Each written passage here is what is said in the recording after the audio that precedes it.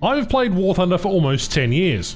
Nothing like strapping a rocket to your Mirage 3. With over 800 videos, exactly a month from today, I become a 10-year veteran. Daka daka daka daka. Daka daka. So join me as we explore some of my favourite vehicles WarThunder has to offer. Tickle, tickle. Oh god, the face on the radial. No, what has it done? Ah, I'm in a 1930s bomber. Buy my decal.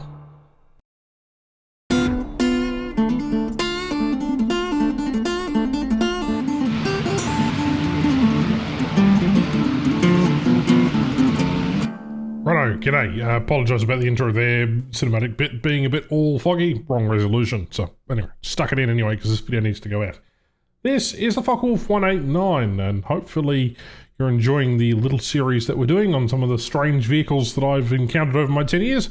Essentially, this is a premium rank 1 German bomber, and it really is... I would use that term lightly because it's more of a scout aircraft. Essentially, battle rating 2.3, and it initially was a lower battle rating, but it's been put up for some reason, and you could acquire it in update 1.61 Road to Glory in the Operation Summer event of 2016. My goodness me, that was a long time away.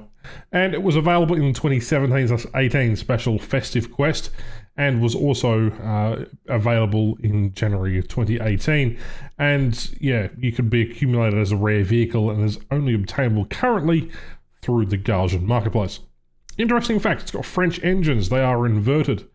The crew is kind of a bit squished in there. The rear turret is okay. It's an oscillating one, which means it turns on a... well, it's not even oscillating. It's a very, very weird precision. Comes with bombs. You can use them if you really want to. I personally don't. It's armed with two 7.92mm machine guns, running stealth in them. It's still not a very effective fighter. This thing is absolutely garbage. But it's a good kind of garbage fun. It's quite unusual. Me and the boys here, we've gone out in the squad, decided to take the vehicle to its utter extremes. And yeah, trying to shoot down Corsairs when you're battle rating 2.3, you're being shoved in 3.3, the 3.7 matches, is kind of a bit of a struggle, considering that this thing does get an interceptor spawn. Yeah, the guns don't do nearly enough damage as I would like them to. And top speed of this thing isn't great. It's 359 kilometers an hour, so when you're in a dive, don't go above 450 kilometers an hour. Start to feel a bit of wing ripping happening at that stage. Rate of climb is an abysmal 8 seconds per meter. Wrong way around, but you know what I mean. Essentially, the turn time is about 16 seconds in realistic battles, and the takeoff time is basically 300 meters, which is okay. Combat flaps, takeoff flaps, landing flaps, no air brakes, and no arrestor gear. As you can see here, I'm just peppering that poor Corsair. Should have been a kill on that Corsair there, but they're getting inundated with enemy aircraft, and it's kind of hard to keep track of where we are.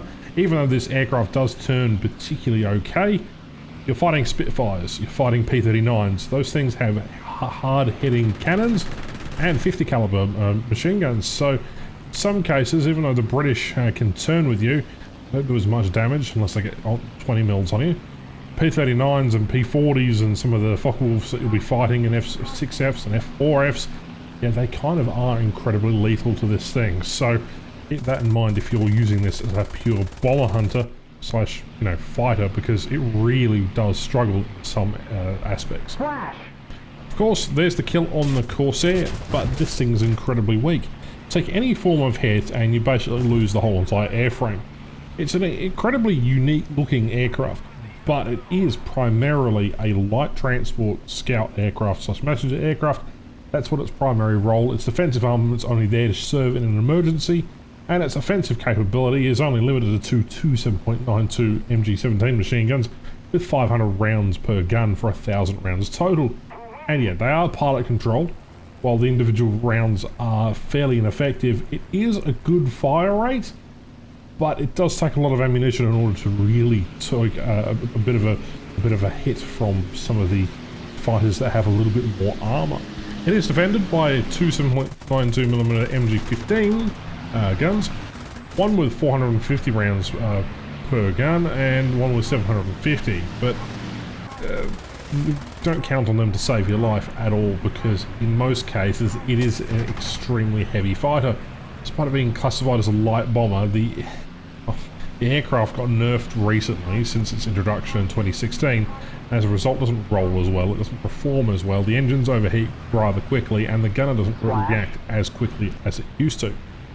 Now, we're chasing after this Spitfire now, so this should be an interesting one. Running stealth, trying to get a hit on him. Again, there goes the reduced speed warning. Careful not to break the wings on this thing. It does happen. What you get is a durable airframe that can sustain a little bit of damage. Flash. But if you get hit by anything heavy, this thing falls apart. But it's pretty maneuverable at all speeds, although it does take all traction surfaces to get this thing moving. The MG-15s in the rear are fast-firing enough that they can scare off potential adversaries, although hitting things, this is another subject altogether. It's able to fly on one engine as well, but it is not able to do as what I'm about to show you here on screen. Looking at the map and forgetting about my altitude. It can't run on no engines. To be fair, no aircraft can. This thing doesn't glide particularly well, but the only saving grace is the fact that it's got a big cockpit, which is very, very prone to pilot snipes from frontal attacks. And you will often see DB7s and other bombers try and tango with you because you are slightly lighter than them. As you can see, this thing struggles in a turn. A four-man squad of these things trying to chase down a DB7 means that, well, this is often a bunch of fun. Oftentimes it's more just aerobatic, just watching you sort of just spin around and try and chase one particular vehicle. Managed to get a critical hit on that DB7. He's going down. I'm going to keep my altitude anyway. What's there to like about this particular machine? Well, powered by two French engines, and it has a very, very interesting cockpit. Got a little bit of armour in the front, but not a great deal. And it does have an incredibly tight turning circle. The elevator is probably the stronghold of this particular aircraft. There isn't anything else to write home about. The combat flaps are nice, but trying to engage other fighters one-on-one is definitely a no-go depending on what type of aircraft it is. F2As, fair enough. Corsairs, be very careful around them. Spitfires you can to a degree, but any of the heavier American stuff, you're basically going to run into ammunition issues, provided your aim is absolutely horrible, as it is with mine. So, yeah, pulling down after the Corsair is a pretty good move after we've killed the F2A here, but I'm not going to risk getting all that damage, so we're just going to pull out of the way. Everybody's going to pull it well. Well, I did get a little bit of hits there, but tickle, tickle. Again, very much tickling machine guns. But yeah, for being twin boom, it is quite effective. Unlike, for example, yeah, BF-109Z, for example. That thing can be quite troublesome. In fact, I think I might visit that one in a video at some point during this mini-series. But yeah, what are the good things? Well, it's unique. It reminds me of the Blom & Voss 141. It's a scout aircraft. It really should have, I don't know, like in tanks, you've got the scouting ability. I don't think that would really work in air realistic, but hey, it was also apparently used as an air ambulance, and I think I did a history video, at least I've talked about its history in one of my videos very, very early on. In fact, I've only got 2 videos of this particular thing on channel, and let me tell you, this one goes back to before 2016, so just shows you how old this thing is. Just never see them. The Owl is pretty unique, aside from the fact that it's on the marketplace, so if you really want it, you can easily grab this one. Again, it's all about that air spawn that you get when starting out with this particular aircraft, as that is basically the key to this aircraft's success. Without it, if it had to spawn on an airfield, then this thing would be probably just subpar. It already is pretty, I don't know, egregious as it is, but as you can see, the guns just do absolutely no damage. This Corsair is using his landing gear as air brakes. Smart one, very, very smart one. But he has 4 fighters on him who are trying to tickle him, and, well, I finally get the kill from this guy. Alas, that's about it to show you about this aircraft. You used to be able to get aces in this thing all the time. I watched my squad mate Elder get several of them back in the day. These days, it's relegated to your support vehicle, and you can be aggressive with it. You can be aggressive with any type of aircraft if you put your mind to it. But the interesting thing is using the rear gunner to destroy light ground units. So, this is in that weird ventral position. It's got that turret that needs to turn upside down. Essentially, it can be used against ground units. Sometimes you get people who sit on your tail. You're lucky enough to try and kill them, but this P400 has multiple things on it, and I'm just trying to get a bead on him because I've only got no ammunition at all, so I'm trying to get in up behind him so that way I can get my gunners on. And everybody is in on this particular aircraft. Look at him go, he doesn't stand a chance. I've been dead earlier had it been not for the fact that, oh, almost hit the trees. But there you go.